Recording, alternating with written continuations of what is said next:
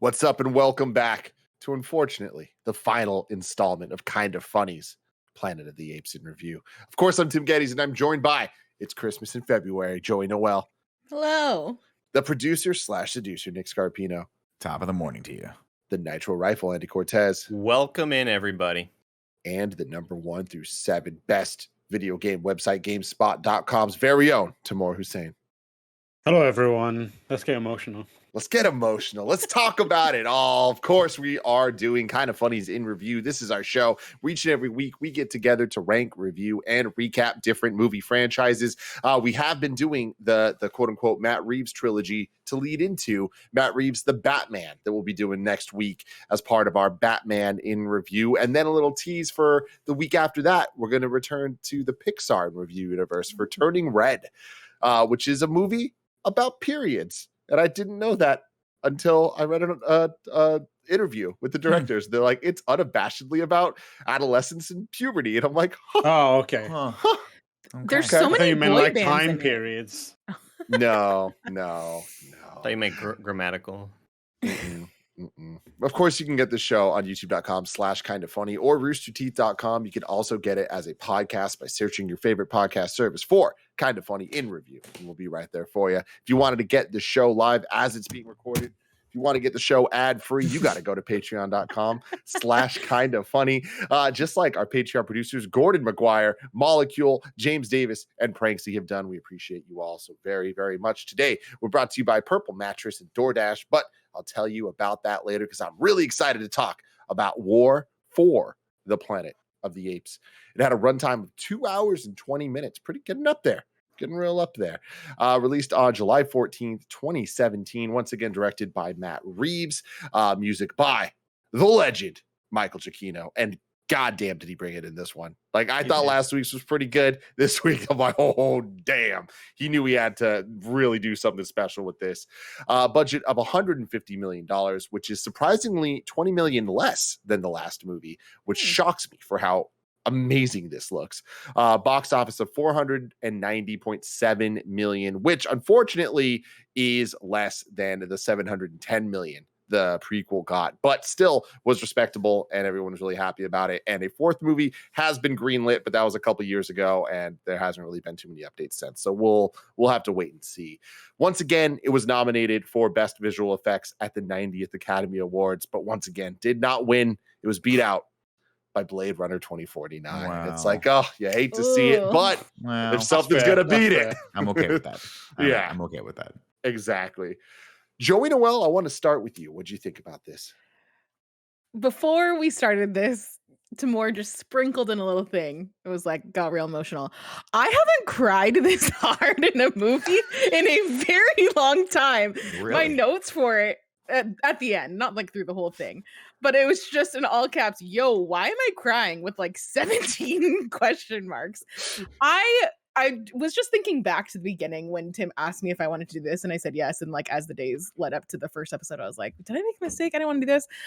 This is the most surprised I've been by an in review series ever, probably in a very long time, maybe since Cobra Kai. The two different echelons of surprise. But man, the entire trilogy is just so good. How they got me to care so deeply for this character that started as this little tiny baby. Monkey ape at the Don't beginning. do this to yourself, Chimpanzee. Don't do it.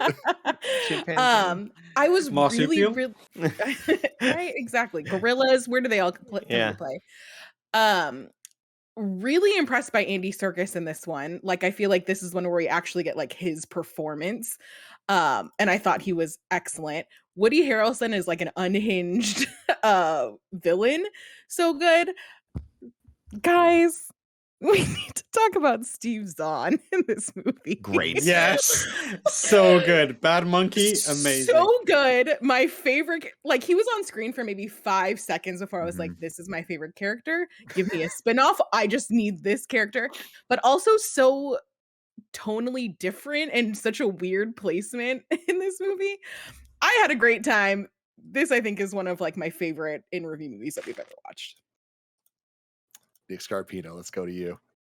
First off, I think I would be remiss if I didn't call out the fact that Tim Geddes is a professional, ladies and gentlemen. Halfway through his intro, his mic fell down. He caught it with one hand, didn't stop talking, put it right back where it needed to be, like he's Bruce Buffer at a UFC fight. Then just came down and he was like, "I'm still champion."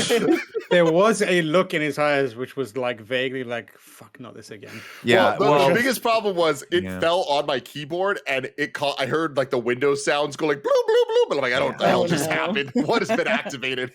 I just want to give you a shout out for that. That was very graceful, and you're a professional, and I appreciate that. I like this movie a lot. It's funny though. So when we first started this, Tim, this was the movie I was most looking forward to you seeing, because I remember this being the best out of all three of them. Having just watched Dawn and War back to back, I gotta say this one was a little bit lacking for me in a few different facets. Like, I think I missed the sense of like the tension that was drawn in the last one, because there was hope. In this one, you sort of start off, you're like, there's no hope for this. There's like the humans that are left are these savages, and there's a war happening between them. And very quickly, you're like, this is not going to go well for anyone. And I think that this one was way more of a war movie, but even the soundtrack of it is very much like the Dirty Dozen, where you've got like the more militant, like marching band sound. Obviously, Woody Harrelson is doing his best Kurtz from Apocalypse Now. All that stuff kind of works, but I missed the sort of dynamic back and forth between the characters from the last one, and I kind of found myself getting a little bit distracted because it was just so much more of a straightforward story. But I do think that Andy Serkis did a great job. I think Caesar in this one obviously is like as a heroic character, is every bit as heroic as he was in the prior ones. And Steve Zahn, at first I was like, oh my God, I hate this character. And then it clicked who the voice was. And I was like, 180-degree flip. I love this character so much. Give him his own movie. Why is everyone out there being cowards? So I think it's still a really, really good movie, but I'll be very curious to see where we rank it. Tam. Yeah. First of all, I want to bring to attention something that I have completely unrelated. It's like, I've got basically what I've realized is holy water for Nick. I know Nick is a massive Diet Coke fan. Mm-hmm. I've got this, which is Diet Pepsi. Decaffeinated. No caffeine Diet Pepsi. This is... Do you want me to pour you some of the rest of my jug of Oh coffee? my God. This was full this morning. I recently realized that I've developed an intolerance to caffeine. Yeah, is your stomach starting to turn? Because the other day I had my fourth coffee of the day, my fourth venti iced coffee, and I was driving, and my stomach went like this. Nope, and it nodded up on me, and I was like, "Ugh, get to the exit." My stomach, my bladder, my heart, everything is just. Are you wearing a Taco Bell shirt? I'm wearing the Demolition Man Taco Bell shirt. That is incredible. That's perfect. Nick, I don't think that's an intolerance to caffeine. Like if you drink 4 Ventis. That's just the diuretic quality of caffeine doing its job. That's a natural reaction to that amount. Yeah. Anyways, you're not wrong. Now that I've derailed the conversation, let's get it back. I thought this movie was incredible. Like, I feel like it's a very different kind of feel from the previous 2 movies. It feels very like harder edged and very depressing at times. It feels like a grittier version than anything else that we've had before, and I think it's exceptional. And I think that the highs are only possible because of what it is.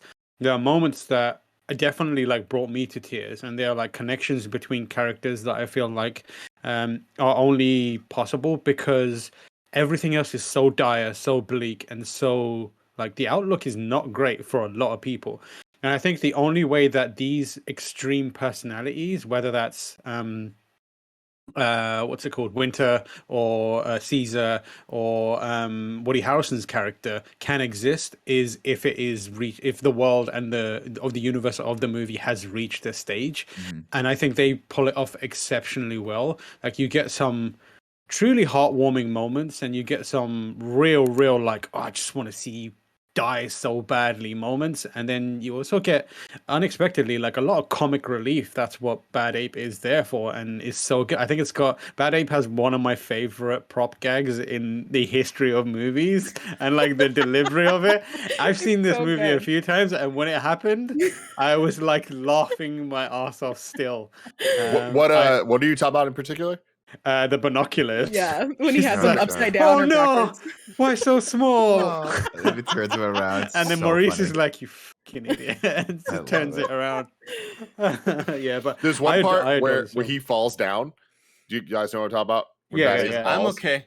Yeah, that was Zahn actually falling in his performance thing, and they're like, "Oh, we should just keep this because like Yeah. it feels real That's for how really he's right. doing." One it. of Like my that's so fun. one of my other favorite moments with Bad Ape is when he sticks his head up Through the hole. out of the hole and just looks at everyone for a few seconds, and then puts his head back down and raises his hand to shake the other ape's I hand. love it. Like just incredible. Yeah.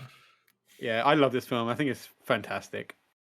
Andy, I came into this movie kind of on the opposite of Nick, where I always remember this trilogy. I remember loving the trilogy. I remember part 2 being the strongest for me, and part 3 being like, great movie, just not as good as 2.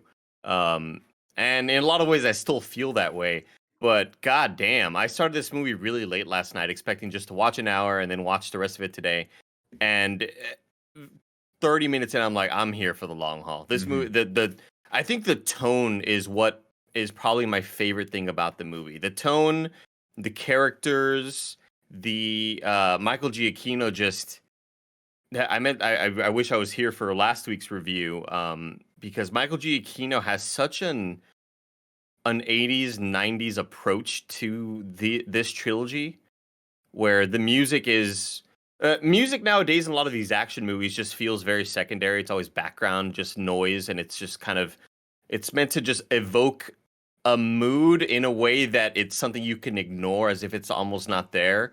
But it's such a character in this movie. That intro sequence when they're kind of sneaking around and you hear it's very very tense, kind of low resonant instruments, and you hear like like some weird kind of trill, like a flute or some instrument happens, and it reminds me of like the way Predator or Aliens or really any 90s action movie would have a score that is kind of like more over the top than what you were expecting it to be.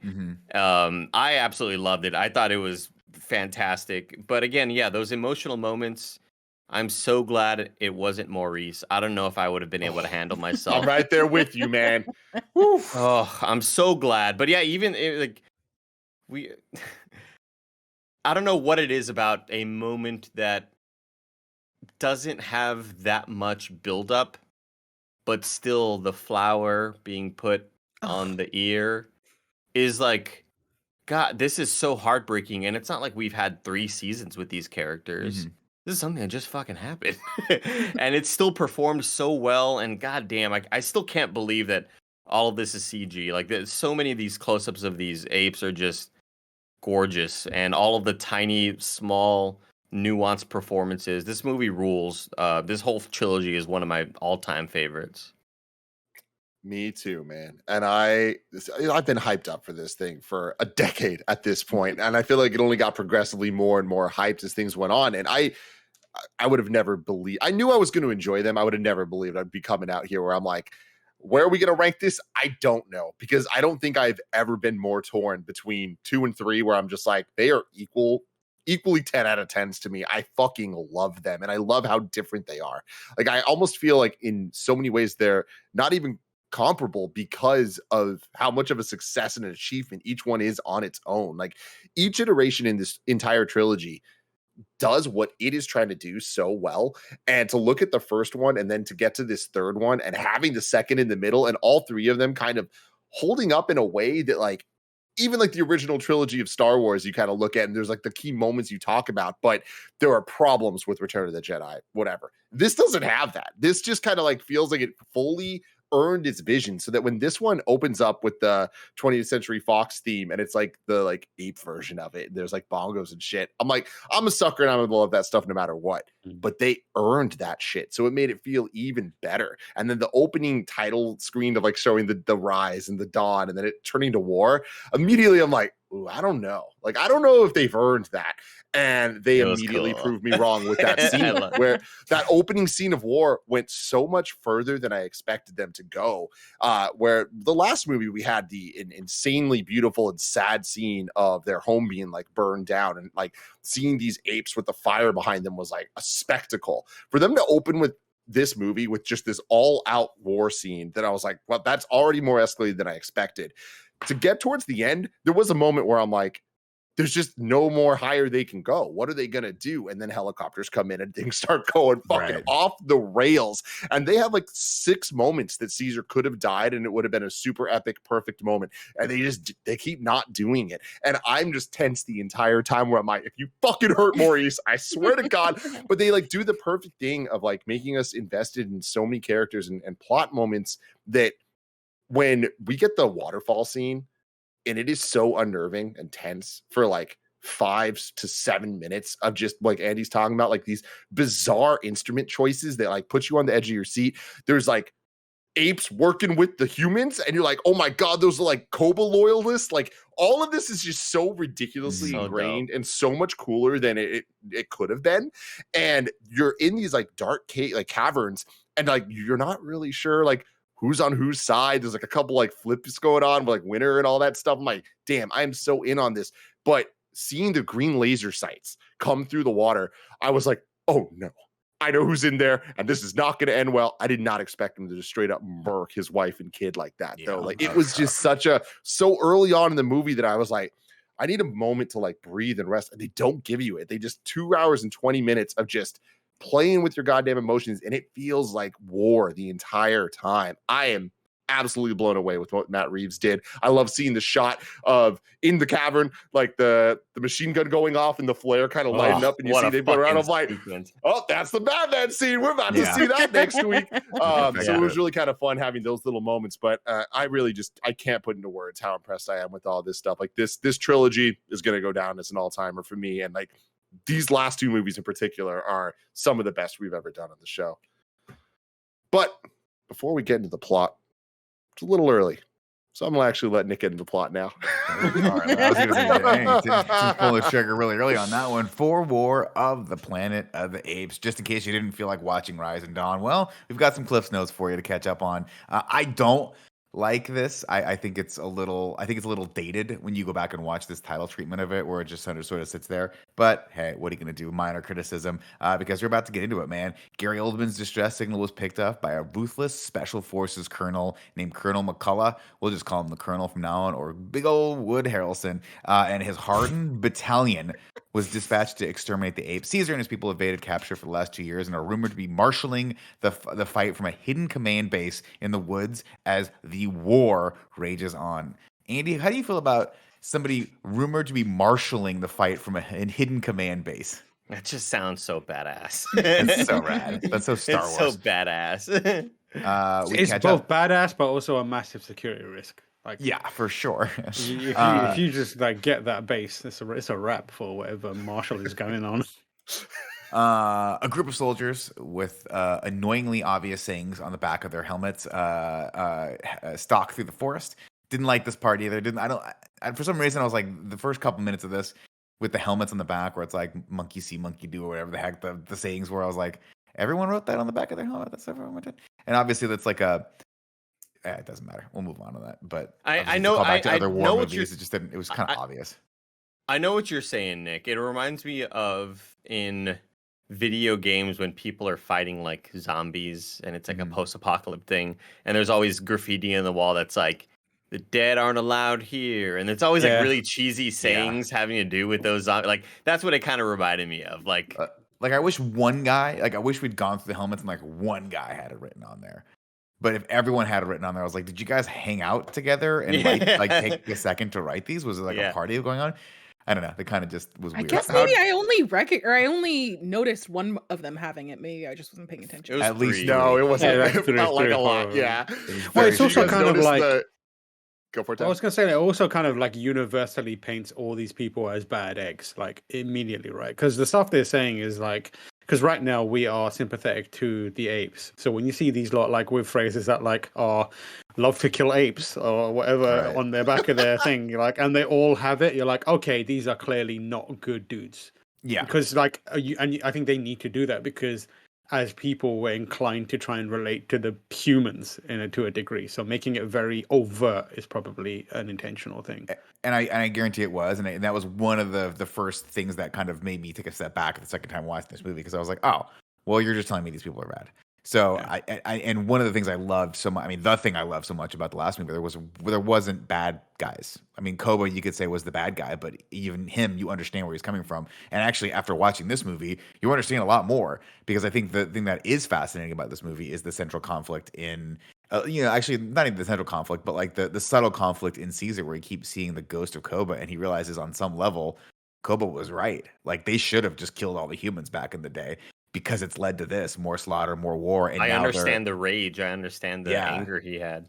and I understand that I'm actually a lot more like him than I thought I was, which Really is like cool that's the What a crazy moment. revelation. I love it. And I love in a movie where the central character is the CG ape, they give us not one but two haunting visions of this fucking enemy that is a specter in Caesar's life that it's haunting him. He can't get over it. I think that's so incredibly cool. I also Anyway. didn't realize that it was the actor that it was.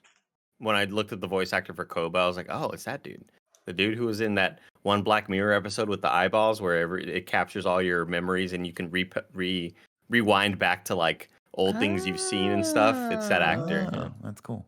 They're stalking through the forest. They come across a group of apes, but it turns out a couple of the gorillas are helping them. What the deuce? These are the first of the Koba loyalists that we're seeing. They call them donkeys as a pejorative term. They're basically working as slave labor for these soldiers, and we'll see more of them later. They ambush the apes and start the slaughter. One sentry rides back to warn the rest of the group, and the soldiers continue their assault on the ape stronghold. And then the cavalry rides in, and it's fast, and the counterattack ensues as Red, who's one of the donkeys, watches in horror as what is being done to his people. I clapped so many times watching this movie, like obnoxiously, of just like, let's fucking go. Like when they start running out the horses in the beginning, I'm like, yeah, you fucked them up, man. Mm-hmm. Preacher calls back to Colonel McCullough and says, but it's too late. He's the last man standing and is easily taken. As he's being taken, the colonel orders him to, quote, kill as many as you can. And that's where I was like, oh, there's old wood. There's big wood. Let me tell you one thing right now, man. I don't remember the first time we see him in this movie. I didn't remember that from my viewing, but man, when we get to that part, yeah, what a fucking awesome shot of him. I mean, I didn't know it was him until it was clear it was him. Because when we see him in the waterfall and he has like the face paint on, like I didn't realize that was Woody Harrelson. And I guess I wasn't familiar enough with his voice on the radio. Like until we really clearly see it's the Colonel, I'm like, oh shit, it's Woody Harrelson. They got Gary Oldman and Woody Harrelson. Come on. Yeah, so badass. Caesar surveys the damage. Maurice tells him 63 of his apes have died. Preacher tells Caesar a whole bunch of info that he probably shouldn't, but about the colonel. Caesar tells him he didn't start this war. Koba did, and he's dead thanks to Caesar. The ape donkeys were loyal to Koba, and we fear him. And it's really during this whole sequence, this whole sort of interrogation scene. Not really interrogation, but everybody, it's not like they're waterboarding them or some shit. But like, it's this whole, the tone and vibe of all of this is like, I am so into this, and this is so believable, and the animation is great, and these apes look like they're there, and I love the idea of like, now Caesar's just talking. Now he's just like, who the fuck sent you? Like, what's going? Like, all of this is just set up so perfectly. Let's see. We get a little dynamic here where Red tells him he's like, listen, this colonel is super powerful. He's going to kill them all. And then Winter takes Red outside. He said, I think, by the way, I don't know if there's a piece of trivia here you have or not, but I think the actor that plays Red is the same actor that played Buck in the first film. But I could be wrong. He came back to play another one of these apes, which is weird. Or maybe he was the actor. Maybe the actor that plays Red is the actor that killed Buck.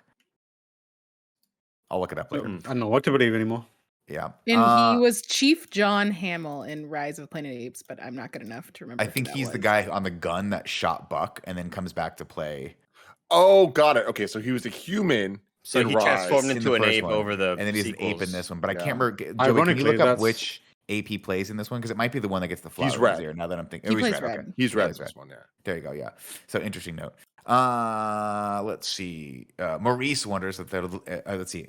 Caesar sends off the 3 people, and Maurice wonders if they'll deliver the message. And Caesar tells him they are the message. Basically, this colonel needs to know that we are merciful. The apes bury their dead in the river. Maurice consoles Caesar.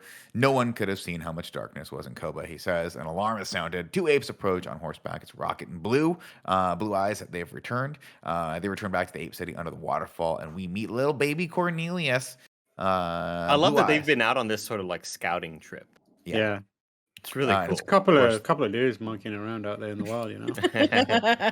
It's great. I mean, again, like this movie it had me so quickly. But this scene of them coming back from this scouting mission, and I'm like, and it's our boys. Like Rocket's been with us since day one. We got the kid. Like this is just so fucking cool. Like I thought I'd be over the hype of seeing these apes on horses by now. I'm just not.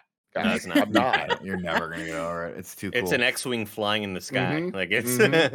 Blue Eyes has a lady friend named Lake. Later that night, Rocket and Blue Eyes tell them they found a place where they can all start over, way beyond the forest and the desert. Winter tells them the consul they need to leave. He's like, we should get out of here immediately tonight. But Blue Eyes is like, that's not gonna be possible. There's so many of us. We got to plan first. As the apes sleep, Caesar spots something strange in the waterfall. He reaches out and grabs it and realizes it's a human rappel line. Soon, green lasers break through the darkness of the caves. Luca comes to warn Caesar that a 6-man patrol is approaching. Caesar wakes the team. Rocket takes out one of the soldiers, but overheard that Colonel McCullough himself is there. Caesar rushes back to the waterfall to discover the colonel has already slaughtered his wife and son. And this is where we get that incredible shot of Woody Harrelson as he turns around. And he just looks fucking menacing as all hell. And then he gets pulled out of the water, and Caesar jumps up and grabs it, and he cuts the line below him. And I'm like, oh, he's being pulled out by a helicopter. No, he's being pulled out by nothing. There's just a rope that's going up into nothingness. Presumably there's a tank or maybe like 5 other dudes on the other hand that are like really working hard on the other side of it. Just repelled. I do love that one because I'd largely forgotten a lot of what happened in this movie in terms of just moment to moment things. But I love Woody Harrelson radioing in King Kong is down, King Kong is dead. Yeah. And then you going, oh no, Caesar's not dead. Who did he kill? Like that's such a cool revelatory moment, and it sucks and it's super sad, but it's what the movie needed in order for Caesar to kind of get to that level. And it's just it's shocking, and it's quite a bummer. It's quite a bummer. Yeah. Luca thinks that it was Winter that betrayed them, and they start searching for Cornelius and find little dude hiding. The next day, the apes prepared to leave their home. Caesar asks Lake to look after Cornelius. He has to go pay a visit to the colonel and take the heat off the apes and buy them some time to get out of the woods. But Luca, Maurice, and Rocket have seen Bad Boys, Tim. They are firm subscribers to the mantra, ride together, die together, bad apes for life. This was the first fuck yes Great moment. job, Nick. Yeah. This moment, oh my gosh, just this moment of him being like, I gotta go do this by myself. I may not come back alive. And then Maurice being like, that's why we're coming with you. So you make sure that you do come back alive. Like, oh God, I love this crew, man. Dude, and it's so good. And without jumping too far ahead here, I just really love how Matt Reeves and the team decided to split the characters up and like having like all the characters we love the most be together, but then have them be responsible for many, many others, and to have that situation of them getting captured and when they choose to leave Caesar and all that stuff. I just thought they did a really good job of always keeping me interested in the pacing and where everyone was, where I'm constantly thinking like, okay, who can save them at this point? And it just was really satisfying. As they continue their journey, they come across an abandoned campsite and search the area, and they find one soldier holding a thicket of wood. The guy unfortunately draws on them, and Caesar puts a shotgun blast into his chest. They look over and see the man has an Alpha Omega tattoo, similar to one of the other soldiers who had one of those like branding tattoos. And then they find a human girl under the covers in a bunk. Maurice gives her a little doll, but she has trouble speaking. And Maurice tries to put her at ease. He tells Caesar she can't speak, something's wrong with her. And he sees, I assume this is not her father, right? I Because assumed it she gets was. over his death very quickly, if that is. Yeah. I, She's a I assumed monster. it was, yeah. I Really? thought it was. And maybe I she mean, just like, sees how much of a piece of shit her dad is. I don't yeah, know. yeah. I feel like kids know when their dads are or their parents are a bit shitty. Do they? I Well, don't and know. I feel I like don't know if this 7-year-old would know that her dad was like. I don't know if she'd grasp what was happening to her. But like being a piece of shit is not usually like one directional. It's usually hits like a multitude of aspects Mm. of your life. So that could also be possible here, where he was In also like a piece of shit to her. well, in my brain, he was just another random soldier that was like afflicted with it and had to leave. But then that doesn't make sense either because he could still speak, which was weird. I don't know. Either I way, she gets was over her dad's death very easily. I was hoping that he wasn't going to be this sort of soldier militia dude that ended up drawing on them. I was excited to see how they would interact with a human that wasn't a bad human, who was just like, I'm just going to put these down. You guys can go do whatever y'all need to do. Like I was wanting that interaction as opposed to just shoot again and another person dying.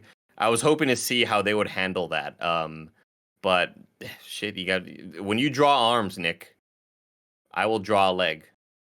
It's a joke. Yeah, that's good. It's a joke right That was there. a good joke. I love that they're all immediately like making me question things where they introduce this girl and you're just like, is she turning into the apes? Like, what is happening here? And like, I Mhm. just love how they this is the first kind of bit we get of like the flu is affecting people, even or not flu, but whatever it is. Yeah. Virus, flu, The virus, simian yeah. flu, whatever it was. It is affecting people even that were immune. And like that idea is so scary, especially nowadays. I never picked up on that until we see the first kind of people shot dead. Mhm. Because They I have to just assumed, explicitly tell you I just because- assumed, oh, she's mute. Oh, okay, Yeah. like she's a mute girl. They're gonna use like maybe sign language. I don't know how that's gonna play into the story. And then not until we see when they get to that sort of snowy clearing and the 3 dead bodies are on the ground and the guy can't talk. I was like, oh, what the fuck is Mhm. happening here? Yeah. It's really cool. Of course, So Maurice says we have to take her with us, and Caesar's like, we can't take her with us, not where we're going. And Maurice says, well, I'm not gonna leave. I can't leave her behind.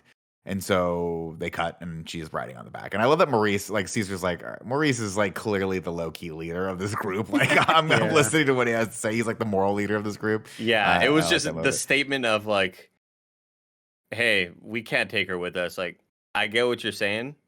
I can't leave her here alone. Like, Yeah. all right, fuck it. Do what you gotta I do, hear boys. you. This is I hear not you, worth and fighting. yeah. It's literally like I hear you and I understand, but how about if we do take her? Yeah. So they bring her with, and this is a great shot. This is the shot of them like riding out, and this is the first time we hear that really like that score we're talking about, right? Where it's just that nasty, like we're about to ride into a prison break, like army heist movie kind of thing, and it's cool. It sets a nice little vibe. They come across the soldiers' camp. Real quick, I love the scene. I'm right there with you, like seeing them like on the beach, just like everything about it's just so gorgeous, and I'm like taken aback constantly in this movie of like how believable like all the characters are. We're just fucking here for it. But I was a little bit lost on the apes need to leave. Like they were trying to get away from the army people that were like after them, but like Mhm. them looking for a new oasis or whatever. It's like I didn't really, it wasn't clear to me like what they needed, because it wasn't like, oh, there's like they're running out of food or winter's coming and it's fucking them up. Like I just thought it was a little bit weird that the only reason that they had to leave was to get away from the military people, but then they would also say things like oasis. It just like that to me, even by the end, I don't think was that clear. I think maybe we just needed the visual comparisons to the old movies, because by the end of it, like I think something about the end of the movie, watching these apes kind of in that environment looked a lot like the older movies, and maybe that's all they were going for. But I'm kind of with you there, Tim. Like if they had ever mentioned a shortening of resources and we need to go over here because that place is going to have all of this other stuff for us to do and that's got drinkable water, I would have understood that a bit more. But I'm right there with you. I feel like just throw that in there and I'm okay. Just like give me a couple of lines and I'll totally like, yeah, of course they got to go. They got more caterpillars over there or whatever. Apes. Apes, the main source of protein for an ape, generally the caterpillar population, which is huge, and huge caterpillar population in the desert. No. I just read that as they just needed to they were just found out. Like the forest was just a hotbed of soldier activities. They just needed to go somewhere else where they couldn't be found, which doesn't make a lot of sense to me because I don't know how well they could survive. Not a lot of natural cover. Yeah, in not the a desert. lot of coverage. Also, Well, they're trying to They get do- through the desert. The desert was just like, yo, we need to Oh, get we through need- the desert to get into the other thing. Yeah. That's the risk that we're running is like we're going to be exposed to the desert. Okay, I didn't see that. I thought that final place where they come across the lake was like where they were going to set up camp. But Yeah, but that wasn't a desert. That was like that was like Colorado kind of mountains. yeah, it was like deserty. I don't know. They came. It's out, desert-y, yeah, for sure. I don't know. Whatever. It's an arid They climate. also spoilers. They also get from Muir Woods to Lake Tahoe in about 1 hour on horseback. So I'm like, whatever. This is a fictional piece of movie. Anyway, let's see. They come across the soldiers' camp and spot Winter. Winter tells them the colonel split, but he's going to meet up with a bunch of soldiers that are coming down from the north, and they're going to come down and destroy everything. Winter sold them out for a chance to live, and he asks forgiveness. And then 2 guards interrupt, and Caesar accidentally, or maybe on purpose, chokes his fucking ass to death. Fucking crazy. I was not expecting that. Yeah. I thought that like, hey, we'll just wait until these soldiers go away, and god damn, that was kind of shocking. I don't think Caesar was expecting it either, right? That's why it's so there's a visceral look and on his sad. face where he's like, "Oh, It Can't killed believe he Abe. did that. yeah, No, yeah, for sure, Tam. I think that's why it was really shocking to me. But I also want to shout out to I don't know who the actor was for Winter, but that moment of let's see, Alex Paunovic. That moment of the nuance in that performance when he says, "They killed my wife and my son," and he has this look of like, "Oh no, I did. This is way worse than I could have ever thought it was going to be." Like there was such a guilt in that look in that animation, and that I think that makes me feel even worse for him eventually getting choked to death. Like it's really sad. That part really like kind of fucked me up. And he was like branded like on his eyebrow too with the Alpha Omega sign. It's yeah. like, I think fuck. it really if it messes me up as well because I don't know. I always thought there was like a path back to retribution for Winter. Like Me too. It seemed like it was like desperation that got him to do that, and there's a moment where he looks like he's sorry about it, and in a different world, like he would join the crew, and he'd be he'd obviously give away their position every single time because he's a fucking giant white ape. Giant gray ape, yeah. But like, that's the thing that really was heartbreaking. Is like if you had a conversation, it could have been different. Yeah, because I think they just do a great job of kind of building that up, and they show. Had Winter just been an asshole the whole time, we'd feel less bad. But Winter showed fear. Winter was worried about his safety. So like, it makes sense why he would do that because he was fucking terrified. You know, like if it was just him being a dickhead the whole time, we wouldn't really care that he got choked out to death. Good point. Let's see, where are we? Caesar has a nightmare that night at Koba. He wakes up the next morning to the soldiers moving out. And then the soldiers driving on the beach, they follow them a little too closely for my comfort. I'm like, what if any of these soldiers just look in the rearview mirror? Same way. It's like, I think there's some horses following us. I swear. Literally 20 feet back. They're 20 feet away from us. Just like driving and just like, wait a second. What's in the rearview mirror? Hey, Andy, do you see how the rearview mirror? Yeah, I think it's 3 apes on a horseback with a little girl. A big I'd orangutan, love it too. because the comedy cut would be like it would show them looking and then it would cut back, but there's no apes on there and they're like on the side. And they're like, whew. Oh man! As they get up to the snow, shots ring out, and Caesar and the gang go to investigate. They come across the bodies of 3 soldiers who have been shot through the heart. One of them is still alive, and Caesar asks why they shot him, but the man can't speak. He can only grunt, just like the little girl. Caesar orders Luca to take the girl away so he can put the man out of his misery. She waits for the apes as they survey the surroundings up on one of those big high radar poles or satellite poles, and finds to find the troops while a human sneaks up and steals one of their horses. They chase him down to an icy hotel. Is the only shot of it that's actually it's Steve Zahn just straight up in the winter coat.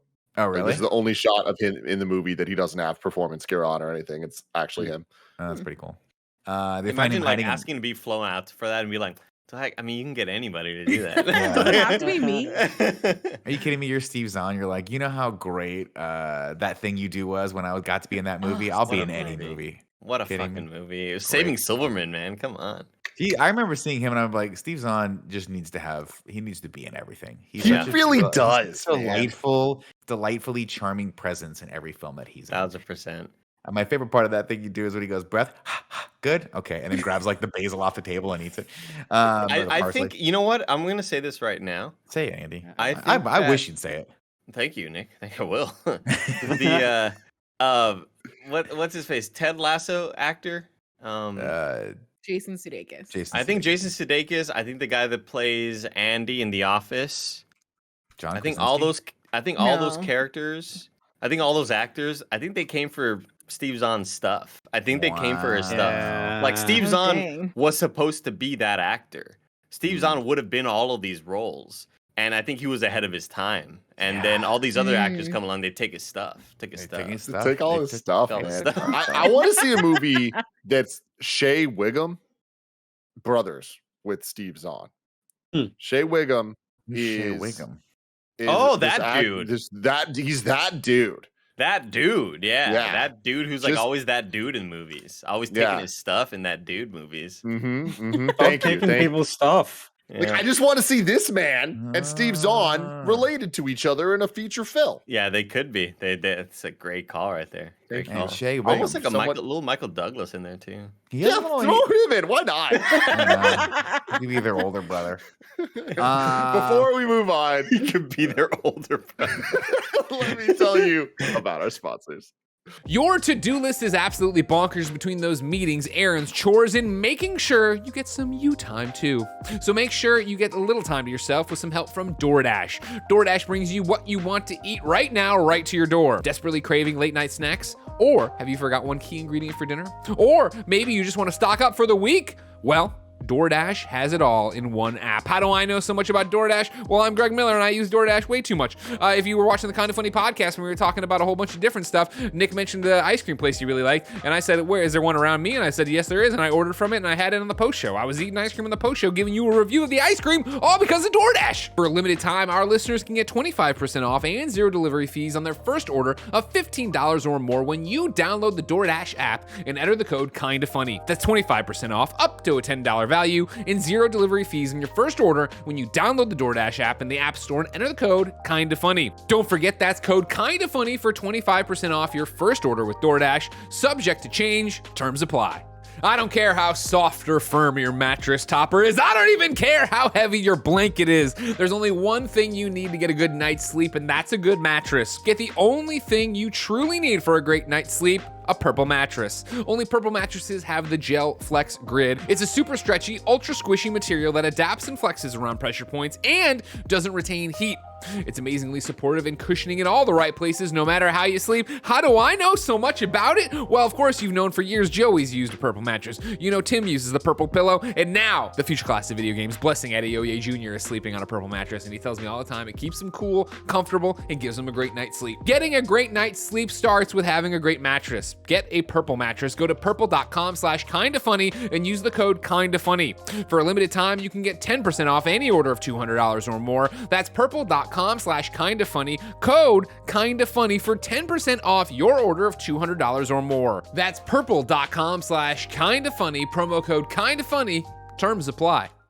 Now that we're back, go for it. They chase this seemingly human person down into this this old abandoned, very cool looking, I guess ski lodge hotel thing, and they trap him into the fireplace. But it's not a human at all; it's an ape, bad ape to be exact, played by. I do Steve love Zahn. the shot of them when they all have their guns drawn and cocked, and it's just focusing on them. I'm like, oh, this is gonna be so dope.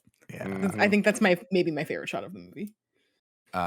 He, of course, is just amazing. He gives them little girls. He slowly takes off his jacket and he gives it to the little girl because she's cold. He's been there for a very, very long time, and he's from the zoo, which is where he gets a lot of his personality from. All the other apes are dead from the zoo after the simian flu caused the war, but he ran. And I also love he think doesn't know just- sign. Yeah, he speaks. Yeah. Yeah. He speaks actually probably better than everyone else, and it's Dude. actually kind of nice. I did not see this coming. Again, this franchise continues to just surprise me with shit, but like I did not expect it to be an ape. Like out of all things, I don't know why I didn't. Same. But when he came out, I was like, wow, Forgot. what a cool call. And like to make him Mhm. so different. So a fun thing I was reading is Matt Reeves said that introducing Bad Ape was meant to start widening the fictional world for future sequels by establishing that other apes across the world beyond Caesar's little colony were Mhm. mentally uplifted by the simian flu. He added, Bad Ape is really critical to this story, but he's actually a seed this planet that sort of says that there's a widening up of the world. It's not just Caesar's apes. There are other apes elsewhere, and those apes haven't had the benefit of Caesar's leadership. And so who knows what they're like. And they certainly wouldn't necessarily have the same level of empathy and integrity that he's tried to instill in his family of apes. So future conflicts might not just be human and ape. But I really, really love, like, I forgot who said it earlier, but like the comic relief we get from this character, but it never goes overboard. Like it feels grounded in this universe still. And like, again, the way that they animate his face, like there's the shot later with Maurice when they're down in the tunnels and like Maurice kind of like yells at him and he just goes like, okay. And like, it's just such a funny face for this dude, man. And I'm telling you, giving him his little vest and his beanie. I'm like, come on. He's a fucking dude. Like, I think the thing that I really love about Bad Ape is like it is a comedy relief character, but unlike most comedy relief characters, Bad Ape is very competent at doing things as well. Like he's always like, I don't know if I should be doing this. I don't want to do this, but then we'll He's do not the thing, and it's bumbling. very it's not like a comic relief is like, oh, here we go. He's like. Falling over again while he was Slip on trying a to get him banana to do peel. it. He slipped on a banana peel. Oh, he's picking his nose. Right. But like Bad Ape is doing Wouldn't have shit been and mad if he getting would it have slipped done. on a banana peel, though. Yeah, I would have took that. They're dangerous. But I will say, like, I think the reason why it works for me is because while he is the comic relief, that's on the surface. Right underneath that is a deep sadness. I mean, And this a name lot of being the time, Bad Ape and like him just like owning that. That alone, I was just like, oh man, Matt Reeves, y'all motherfuckers. it's really sad. You did it. You did right? it. Like you can tell when he starts giving keys, he never really tells the full his full backstory. But when we get to this next part where he gives him the rations from the California border quarantine facility, it's dark. This story and everything he's been through and all the like the apes that got killed because the humans killed them and blamed them and he ran. It's just all like these little hints that Steve Zahn gives and the way he says it, like he drifts off. When he's remembering it, it's really sad. And his language being mostly formed of words you can imagine, like scientists or other, like, zookeepers yelling at him to be like that thing. Like, I think that's such a genius way of creating a character. And obviously, like, you can see he's also tried to evolve his language a bit more, but it's still fundamentally based on stuff shouted at him by humans. Yeah, it's dark. Of course, he talks to us a little bit about the California border quarantine facility, or as he calls it, the human zoo. That's where soldiers took all the sick humans and then eventually killed them, and he never wants to go back. Bad Ape gives a little girl some badging from a Chevy Nova, and that's where she gets her name from. She'll eventually be called Nova. Bad Ape asks about Caesar's Nova family. is a reference to the first movie. There's a mute woman in that one as well named Nova. Yeah. She joins the Nova call later as well. Exactly. Yeah. Fair enough. Bad Ape asks about Caesar's family and then tells him that he had a child once too. Maybe he's at the human zoo with the soldiers. Maybe Caesar can find him. And then Caesar says maybe, and he goes, then maybe I take you. And off we go. Nova marvels at some of the cherry blossoms outside, so Luca picks one flower and puts it in her ear. Very endearing moment. Bad Ape comes out wearing a vest and beanie and gives the thumbs up. And I fucking love this part. He just goes, It's so cute. it's like, all right. And as a man that wears beanies, it's a good look. Nick, Yeah. I thought of you immediately. Me too. like it didn't even before he even had his thumb Nick up. on I'm his like, boat shows. With the What's funny is, like, as you get old, Tim, you shrink, and I'm turning into my dad. My dad is smaller than me, and when he wears vests, he looks like that. I'm like, that's what I look like. I got 3 or 4 more years to put a beanie and a vest on me, and that's what I'm gonna look like. Thumbs up, walking around. Also, he was kind of like he's kind of like all the rest of the apes are like naturally hairy, and he looks like he's like losing his hair. So I'm like, this is really hitting the spot for me. Maurice signs to Caesar that Nova is thirsty, and she mimics his movement and starts learning sign language as Caesar gives her his cantina. They're ambushed by some soldiers, and Luca takes a bayonet to the gut as he saves Caesar. As he lays down in the snow, dying, he sighs to Caesar. God. At least this time I was able to protect you. And Nova begins to cry. She takes the flower from her ear and places it behind his. When she starts crying, and it frames Caesar looking at her, and she's looking at the I'm about dying to cry ape. right now, dude. I was like, I just like, because I was sitting in my living room on the floor building this brand new secret lab chair that I got like upside down, like screwing something in. I turned to look and like just started crying. My new cat is sitting in front of me like, what the fuck is going on with this man? Like, he's building this rattly thing. I'm just trying to enjoy this box. I was like straight up bawling, and I couldn't. And I was like laughing at the same time because I was like, I've seen this before, and like I've seen this movie like a few times, and I was like, I should not be crying to this level, but like it just shows you how well it's done in that moment. It's incredible. It was For beautiful, me, it was man. like 2:30 in the morning. This goes back to what I was saying about the pacing of this. Like, I think they made such wise calls of grouping people and like where we're at right here, like to start thinning out this herd and having it be Luca that dies, especially right after we get his wife and kid dying. I thought was just a great call because it kept the stakes high, but it made me still worry about Maurice the whole time. It made me still worry about Caesar and start to worry about this little girl now, where I'm like, they'll go there, and they're letting us know that they'll go there here, but like, and it's such a moment that didn't really have a whole lot of significance too. I think that's what adds to that tension, Tim, is like, this wasn't some giant war moment. This was just two soldiers kind of like catching them off guard, and then bam, bam, bam, it's all over, and you think it's over, and nope, fucking bayonet. Like, oh damn it, dude, it wasn't even like a big conflict.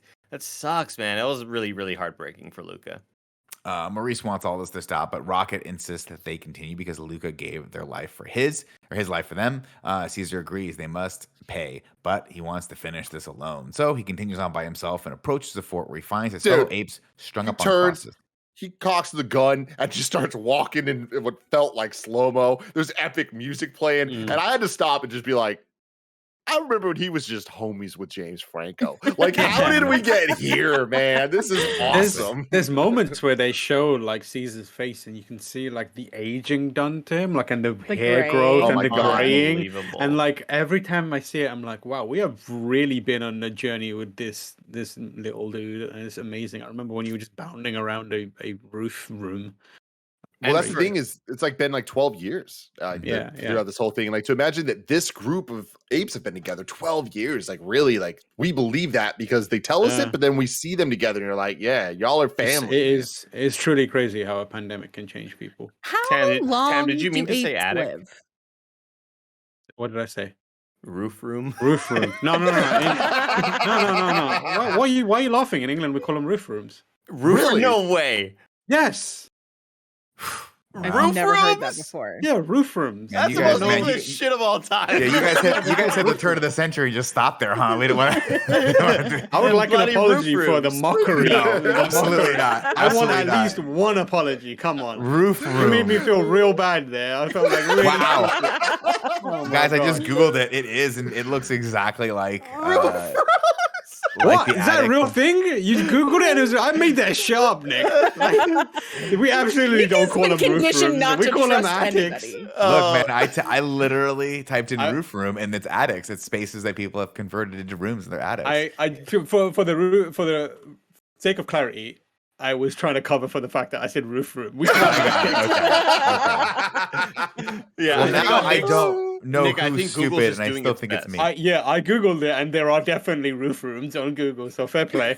Google's doing its best to be like, oh, a roof and a room? That's an attic, probably. Yes. What were you saying, Joey? Sorry. I don't remember. Okay, my bad. All right. I just heard roof room. And I had to call it. How long? What is like an ape lifespan? How long? I've had this question too, Joe. I think it's around like 40 or 50.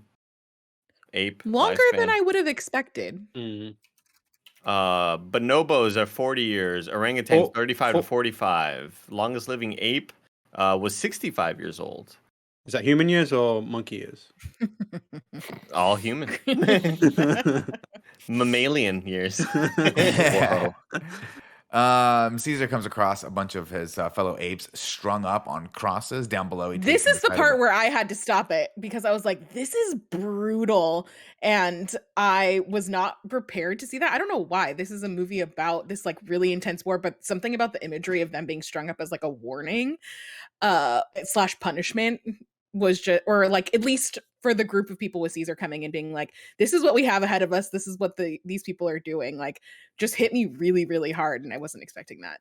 Yeah, I didn't expect the movie to like be this much about war in the way that is in like action movie war. Like it was like Totally. fucking like dealing with like real shit. When we started seeing the whipping and stuff, I was like, damn, like I am very, very, very uncomfortable watching this. And like I didn't expect that from this movie.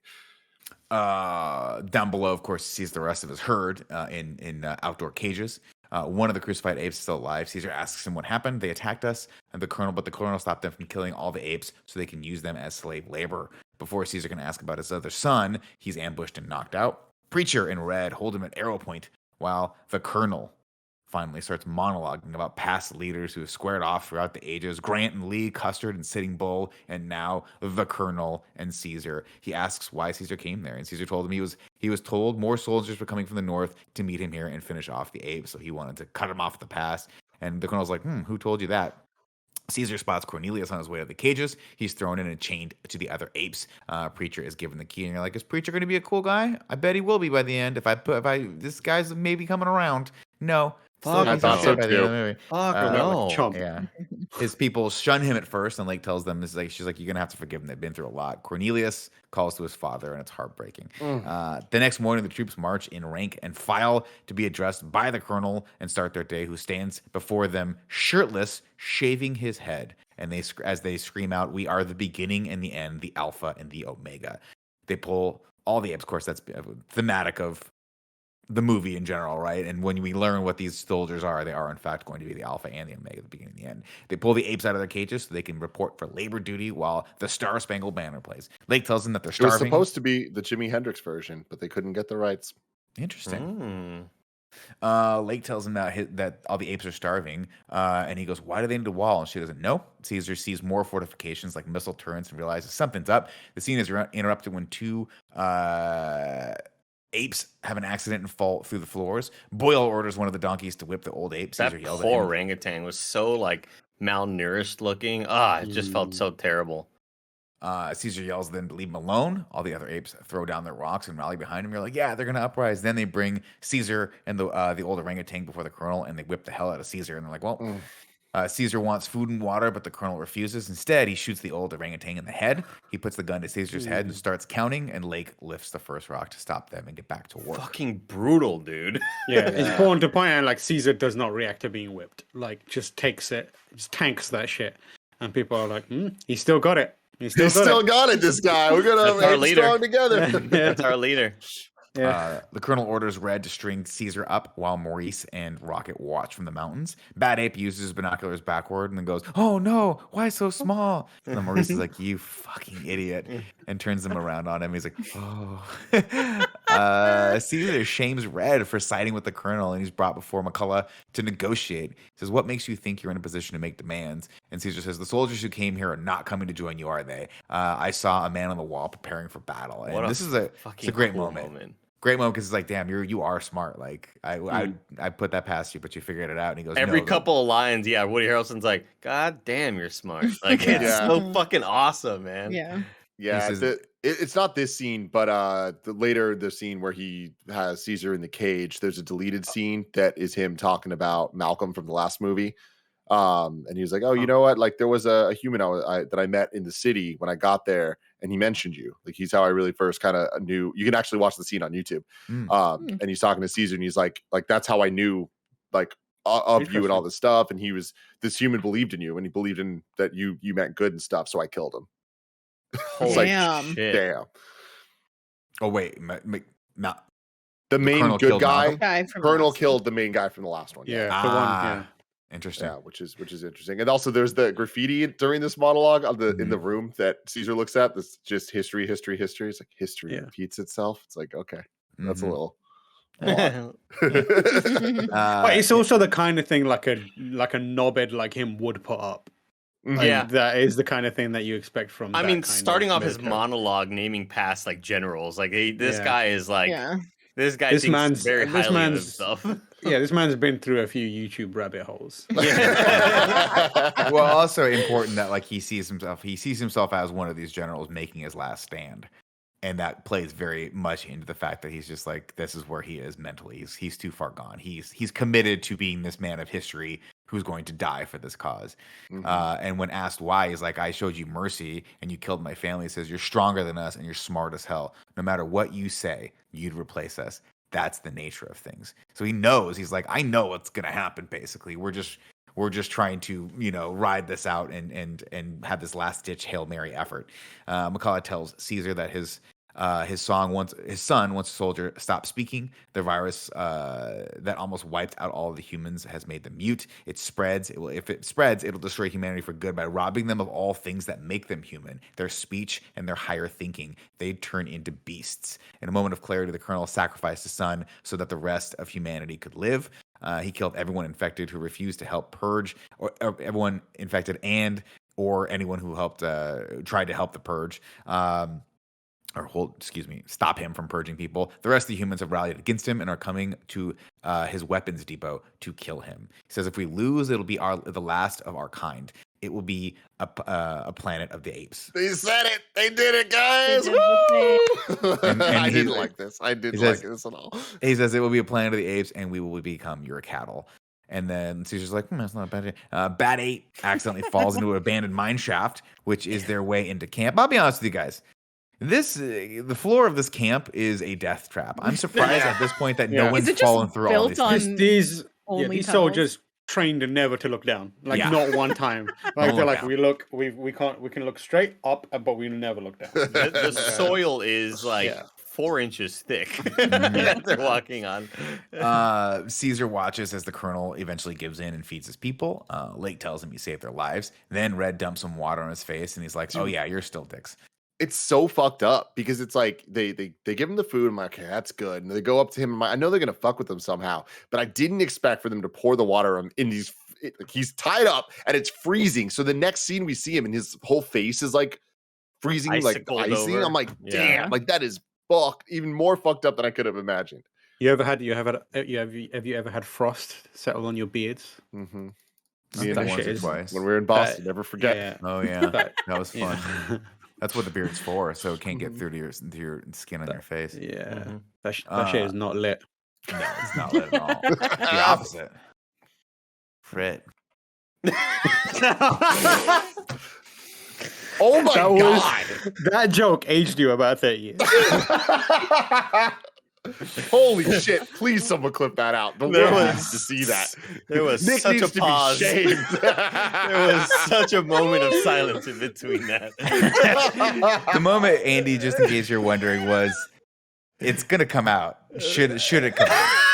It wasn't that I was trying to decide on a better word. It was that Frit was there. There was nothing else that was gonna come out.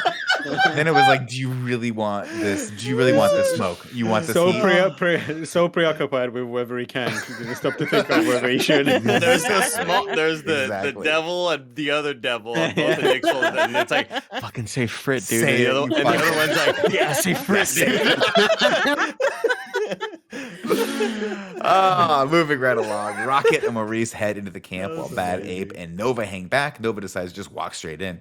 Caesar has another vision of Koba while drinking, with blood trickling down his head. He says, sleep, you cannot save them. Apes all die here. But it's really Red, here to cut him down. McCullough ordered him placed back on work detail in the morning if, of course, he lives through the night. Nova walks straight into the camp. She gives Caesar her doll, a drink of water, and something to eat while the other apes watch in and start rallying behind him. This scene goes on for a long time. There's like a lot of back and forth, and it's like, okay, he's gaining his strength back. Caesar gets his renewed resolve. Soldiers approach and Nova hides, but she's going to be found out before long, so Rocket knows what has to be done. He wanders into the camp and howls and is quickly taken captive. Red At this point, I'm like, Rocket, that was the plan, bro? Like, yeah. Because he's like, I got a plan. Fucking go on. I got this. I was like, oh, what's Rocket going to do? And he's just like, hey, I'm here. Like, oh, what? Your plan was get captured and beat the shit out of? God damn it, Rocket. He gets his ribs cracked for his effort. Red throws him in and just cracks his ribs. And then McCullough orders him locked up and tells the men to sweep the area. Rocket takes a beating and then looks up at Caesar and smiles, gives him a little like wink and a smile. And he goes, and he signs to him, feeling better? Good. Now we can talk about escape. And apes that's why it was stronger all together. Mhm. That's why Mhm. it was all worth it, Yeah. dude. Like, because at that point I'm like, Rocket, like, what the fuck are you doing, dude? You got your ass beat. Now you're down a person, and for him to be like, hell yeah, I'm ready to go, dude. My face is all beat up. I feel like shit right now, but like apes are Yeah. stronger together, man. That That was so great. sick. Good moment. The next morning, the colonel discovers the doll left behind, and Caesar is sent to the quarry alone. Rocket and he begin to coordinate with Maurice and the outside team, and they start counting off the steps underneath from like the gate, basically to the cages, so they can figure out where to tunnel. Incredible, so cool. I love that. Like, I was with Andy, where it's like the plan kind of felt weird, but then once you get here, you're like, oh, this plan is awesome, and y'all are just so great, and I love you all together. A fun little fact about the doll in the original movies: there was also a doll that was how the characters learned that humans used to be able to speak, because in that version of the Planet of the Apes movies, like the humans can't talk at all, or at least the majority of them can't, and they learn it can talk because there's a doll that when you press it, it talks. Oh, So they And- knew, they knew the humans Yeah, could so talk. it's a little That's cool. reverse with this one, because this doll didn't have a mouth or anything, so it was like even the doll was mute and supposed to represent something. I don't know. Very cool. I also, this is the part of the movie where it starts to remind me of The Great Escape, which is like one of my favorite older movies. And I'm just like, hell yeah, you have this group of characters that are split up and they all have like these different roles and they're all just working together. And it was just like, oh, maybe I it's should a watch cool that. heist movie. That's a Joe. great. Yeah, I was gonna say that's a great reference. I think I was saying the Dirty Dozen, but that's a much better reference to what we're talking about stylistically. Caesar I wish tells they had Red- shot it like Ocean's 11. And while you're in there, I'm gonna be down here. It would have been like I would have supported it, Andy, but it'd been real weird by the end of this movie if they all were just standing watching a water thing, and then they one by one just walk away as that song plays. You know? It's like, I wanted okay. the Snatch style Guy Ritchie cuts and like Yeah. swoops and stuff like that.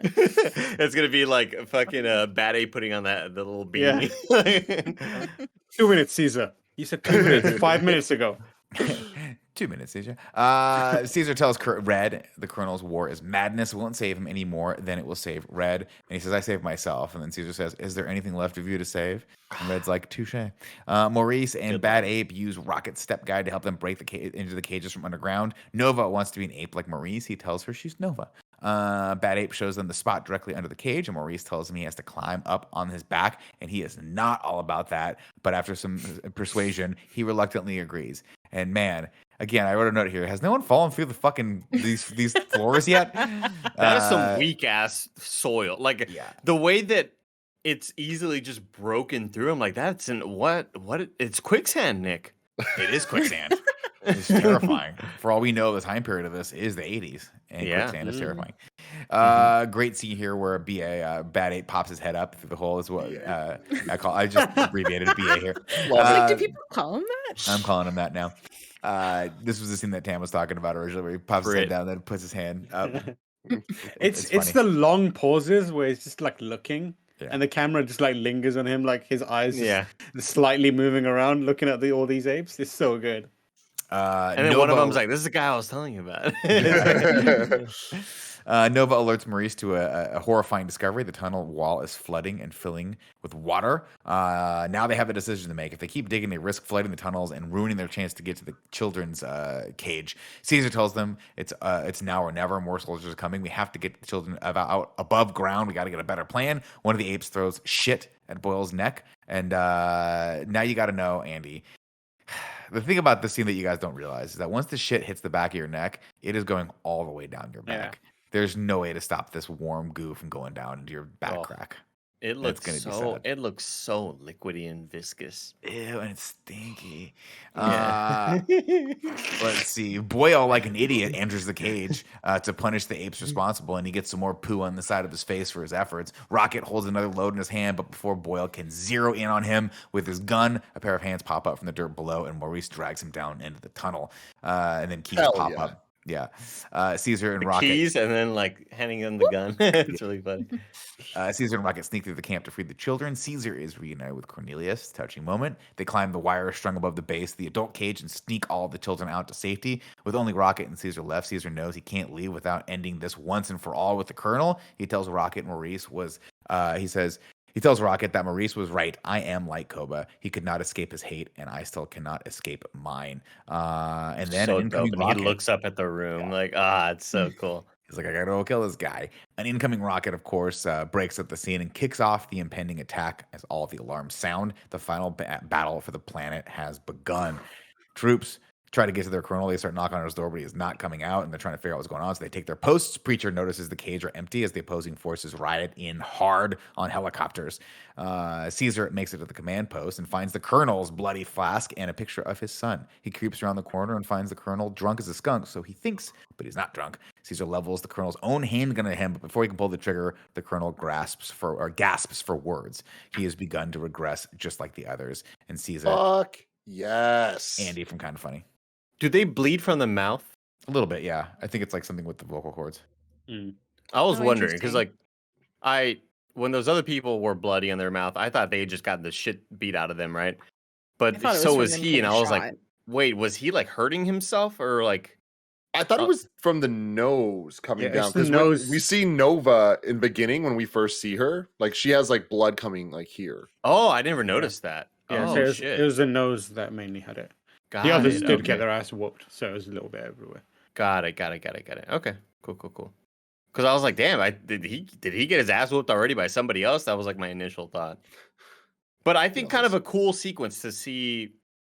This is like where it got to, and I don't know. I wasn't expecting to feel the same way about how I like, because last time I feel like I watched it, I was like, it's kind of a cheap way to go out. Like I don't love the way that they're doing this to Woody Harrelson. I was hoping for a big gigantic clash, but it felt right. I don't know what it was about it. It just felt really well done in this sequence. Well, what I liked about it is that I feel like I would have felt the same way you did had I watched the movie in theaters years after the last one. But watching this a week after the last one, I feel like I'm happy we didn't just get the big confrontation at the end like we did with Koba last movie. Like the fact that this movie did something different, I think did something that was like surprising, is why I enjoyed it so much, because I didn't see it coming, and I feel like it adds up and it makes sense to have it happen this way, and to have Caesar not kill him, but then still leave the gun and let him kill himself. I thought was like, all right, cool. This kind of like solves all the potential plot issues with this. Yeah, I like the commentary on like the thing that humans get obsessed with are the things that end up taking them down, kind of commentary, and the fact that Caesar was able to like not like stay true to his morals and not concede. It's that whole like the thing that's going to kill mankind is mankind, and so like having him have to kill himself is like proving them right. Like, you are your own worst enemy. You should spend less time worrying about us and more time about yourselves. As the war outside kicks off, Red watches as the man leveling their 50 caliber guns at the remaining of the apes start mowing them down. Caesar sees a full tanker leaking gas and gets a great idea. He grabs a bundle of grenades. Outside, Red watches as his fellow apes are slaughtered. The human manning the gun calls for the grenade launcher. Red sees Caesar in the yard about to throw a grenade, but Preacher shoots him with an arrow before he can pull the pin. Fucking Preacher, god and damn you're it. like, damn it, Preacher. And then he back levels again. his gun, his bow at Caesar one more time, and then erupts in a pile of blood and fire as Red has emptied his RPG at and with very good aim, I might add, at Preacher. The human then, of course, shoots Red right in the head for betraying him. Caesar uses the opportunity to throw a grenade at the fuel tank and explodes the entire base. Holy shit!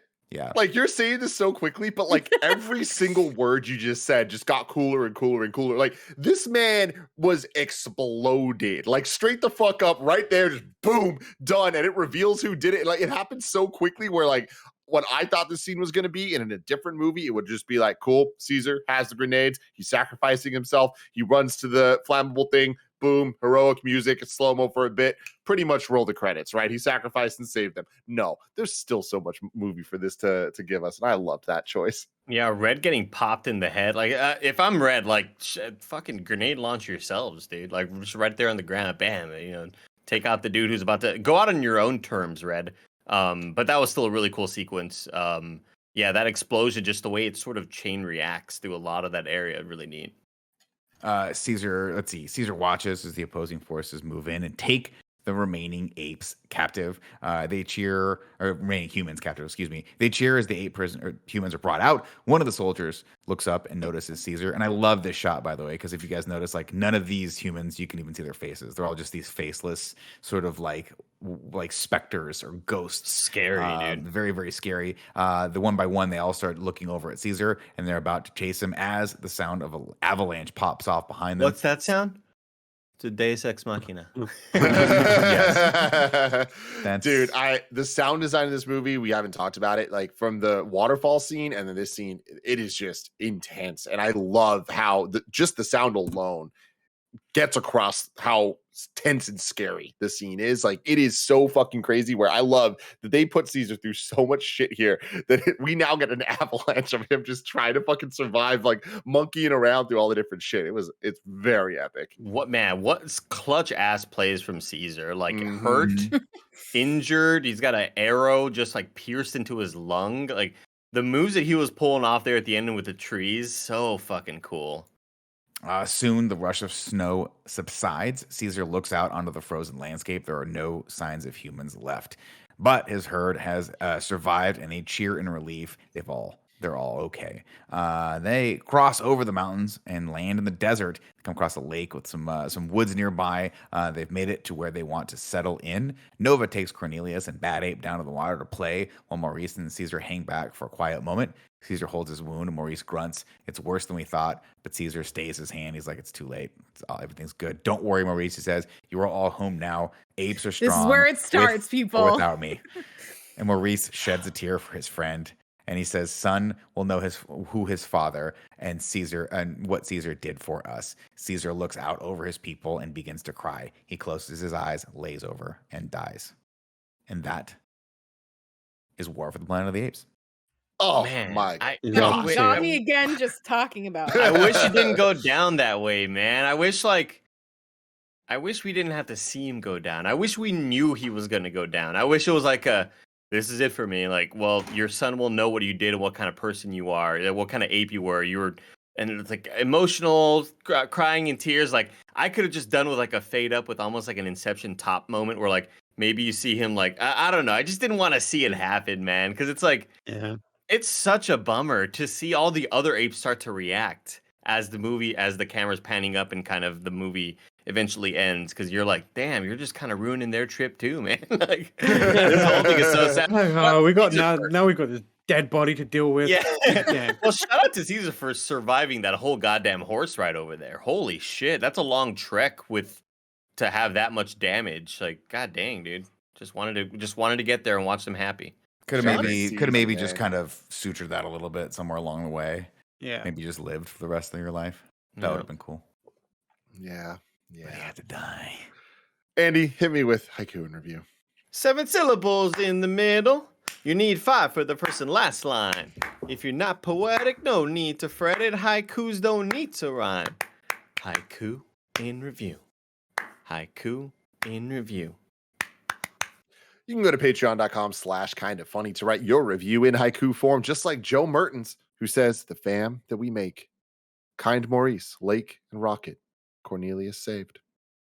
Shout out to Cornelius. I love that little homie.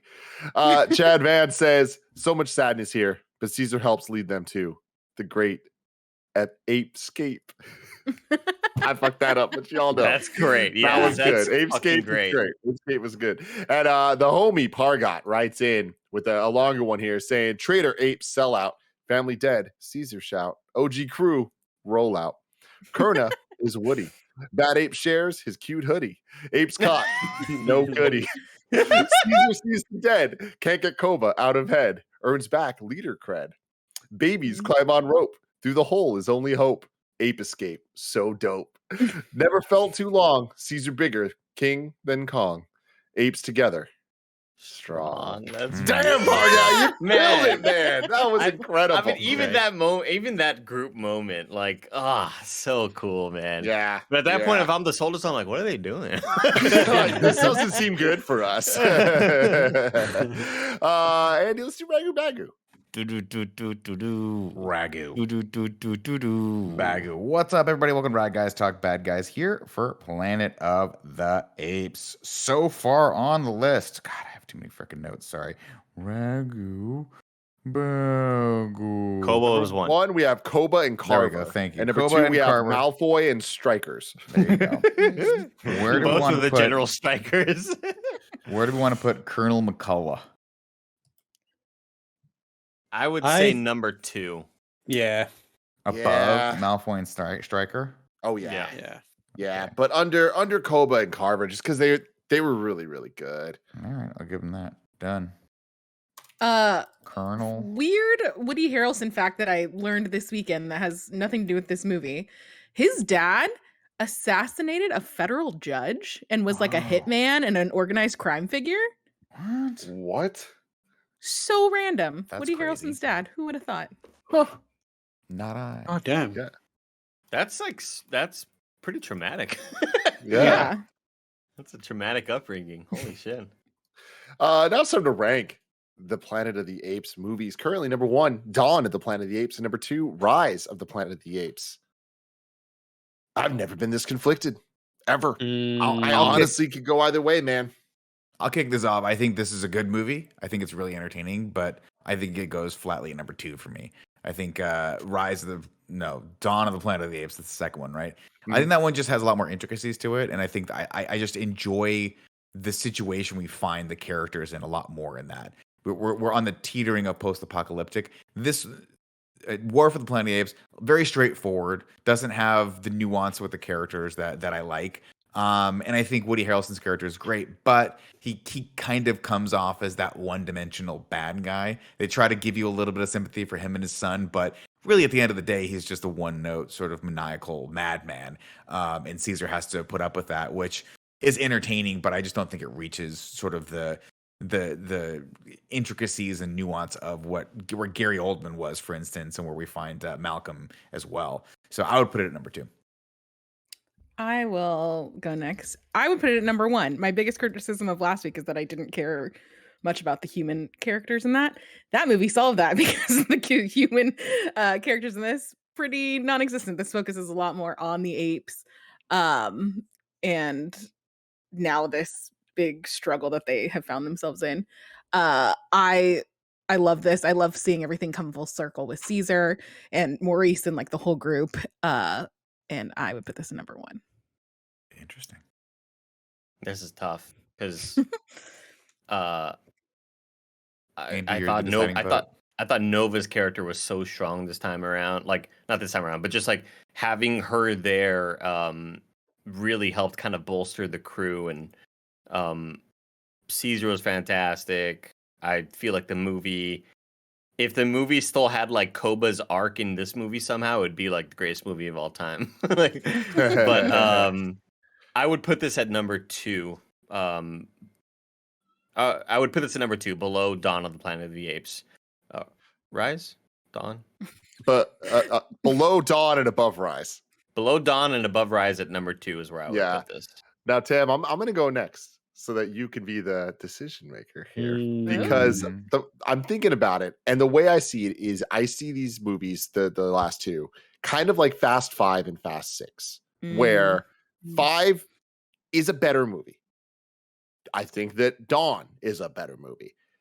But this one and Fast 6 both give me everything I like the most about the franchise the most. So because of that, I'm going to go with War. The misty eye moments are fantastic in this.